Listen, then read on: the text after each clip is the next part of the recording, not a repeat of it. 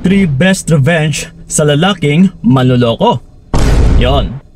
So ito ngayon mga utol, lalong lalo na sa mga humahangad ng paghihiganti sa mga partner nila na lalaki or sa mga ex nila na lalaki. Pero ito mark my word, kailangan is magiging ex mo na yung taong yan. Kasi nga manloloko. Huwag mong sabihin na partner mo pa yung taong manloloko na to.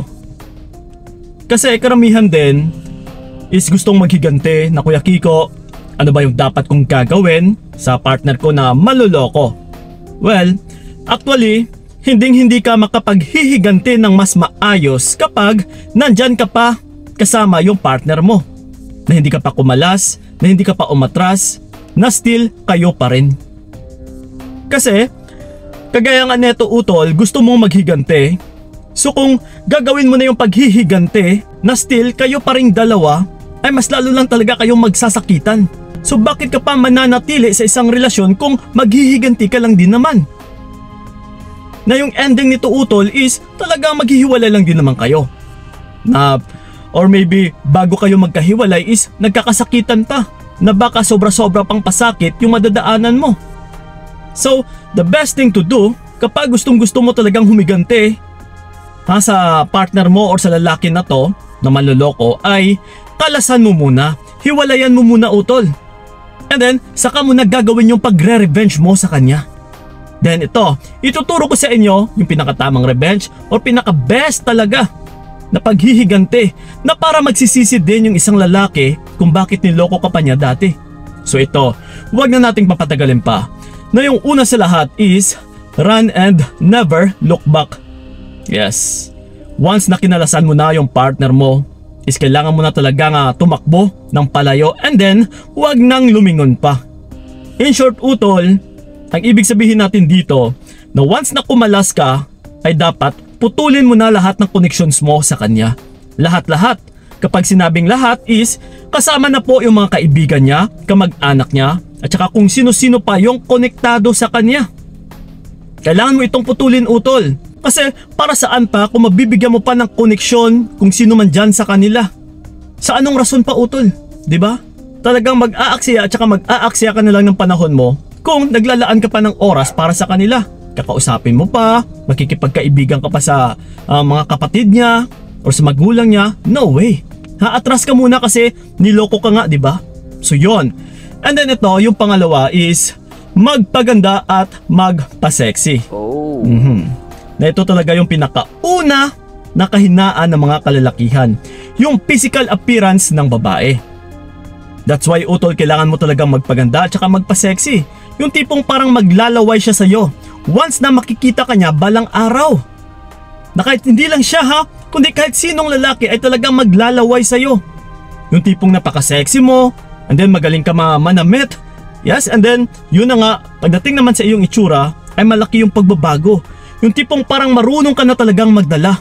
Yes, ito mga utol, tiyak talagang magsisisi yung partner mo kung bakit ka pa niya pinakawalan o tsaka kung bakit ka niya niloko dati. Yes, kasi once na maglalaway po or maglalaway na yung ibang lalaki sa'yo, magagaranti ako sa'yo, number 1 na mas lalo talaga maglalaway yung ex mo sa'yo. So yun. And then ito, yung panghuli natin, walang iba kundi maging successful. Yes. Hindi ibig sabihin utol na kailangan mong maging successful na didepende ka ulit sa lalaki. Na maghanap ka ng mayaman, maghanap ka ng afam. Yes, para makaahon sa kahirapan. Hindi ganon kasi tatawanan ka lang po ng ex mo, lalong lalo na yung ex mo kapag meron namang kaya-kaya, na meron siyang sariling source of income. And then ikaw, ano yung sarili mong source of income? Sa lalaki mo? Sa partner mo? Na naghihintay ka na lang ng sustento? Iba pa rin kasi utol, kung gusto mo talaga maghiganti na mapapakita mo sa ex mo na ito yung sinayang mo, kapag ikaw din mismo is may sarili kang source of income na pinagkakakitaan, hindi yung didepende ka lang sa partner mo na bago, na meron ka talagang trabaho or meron kang sariling negosyo. Yes, kasi ito mga utol, kung may pera ka na sa ngayon, na medyo naging successful ka na talaga, na kaya mo nang mabuhay kahit mag-isa ka lang, ay talaga magsisisi at saka magsisisi yung ex mo. Na ito yung babae na to, sayang naman, niloko ko lang dati. So ngayon ito, naging successful na siya. Na sana kung hindi ko to niloko is kasama na rin sana ako dito sa kanyang success. Magkasabay kami na umahon sa buhay. Kaso lang ito niloko ko dati. Napaka-sexy niya na, napaka-marami niya niyang pera. Yes, and then yun na nga, hindi na ako pinapansin sa ngayon. Na kahit anong pagpapapansin ko is parang baliwala na sa kanya. Yes. So yun po yung pinakatanging best revenge kung gusto nyo talaga maghiganti sa mga partner niyo na nagloko na sa inyo.